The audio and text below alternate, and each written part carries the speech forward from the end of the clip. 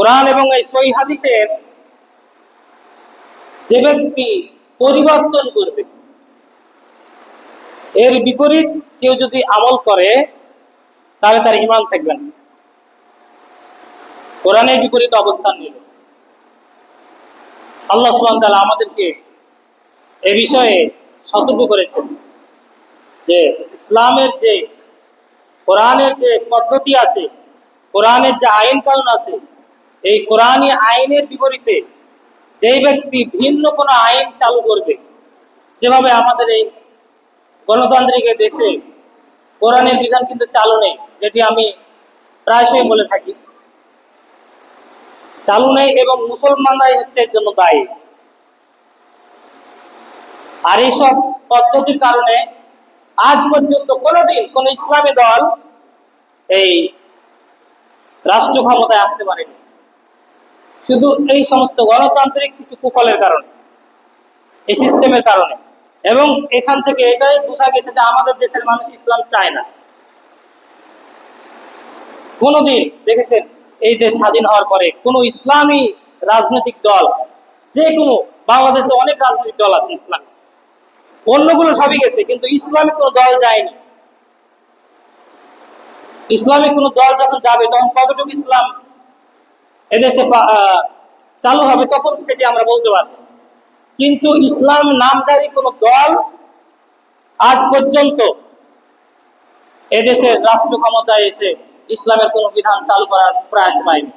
তাহলে বোঝা যাচ্ছে আমাদের দেশের জনগণ ইসলামকে অতটা পছন্দ করে না, শুধু আবেগ দিয়েই বুঝে, বিবেক এবং জ্ঞান দিয়ে এই ইসলামকে পছন্দ করে না। আল্লাহ সুবহানাহু ওয়া তাআলা আমাদেরকে এই বিষয়ে সতর্ক করেছেন যে ব্যক্তি ওমান লাম ইয়াহকুম বিমা আনজালাল্লাহ ফাউলাইকা হুমুল কাফিরুন, সূরা মাইদার 44 নম্বর আয়াত, 44, 45 এবং 46 নম্বর আয়াতে সিরিয়ালে আল্লাহ তাআলা বলছেন যে ব্যক্তি আল্লাহর বিধানকে কায়েম করবে না, আল্লাহর বিধানকে বাদ দিয়ে অন্য কোন বিধান দিয়ে জীবনকে পরিচালনা করবে, সেই তো কাফির। কাফির তো তাকেই বলে যে ব্যক্তি আল্লাহর বিধান বাদ দিয়ে অন্য কোনো বিধানকে নিজের জীবনে বাস্তবায়িত করে।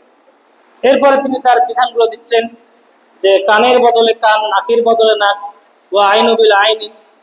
এইভাবে তিনি অনেকগুলো হুদুদ বর্ণনা করেছেন যে কেউ রাষ্ট্রে বা দেশে যখন কোনো মানুষ অরাজকতা সৃষ্টি করবে, কাউকে হত্যা করবে, হত্যার বদলে হত্যা, নাকের বদলে নাক, কানের বদলে কান, চোখের বদলে চোখ, জখমের বদলে যতটুক জখম করেছে অতটুকুই জখম, এগুলো হচ্ছে ইসলামী বিধান।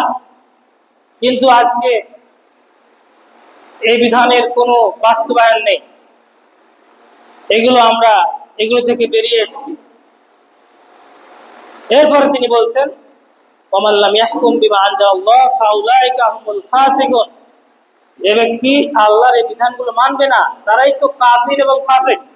আগের এবং পরের আয়াত মিলে, এবং পরের আয়াতে তিনি বলছেন, তিনটি আয়াত পরস্পর, ওমান লাম ইয়াহকুম বিমা আনজালাল্লাহ ফাউলাইকা হুমুজ জালিমুন, যে ব্যক্তি আল্লাহ সুবহানাহু ওয়া তাআলার বিধিবদ্ধ এই বিধান, এই ইসলামী কোরআন এর বিধান ব্যতীত অন্য কোনো বিধানকে সে বিচার ফায়সালা করবে, সেই তো জালেম।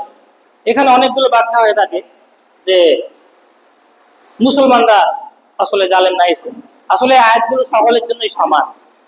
আল্লাহ তাআলা স্পষ্ট করে দিয়েছেন যে তারা দাবি করে যে তারা মুসলমান, কিন্তু তারা তাগুতের অনুসরণ করে।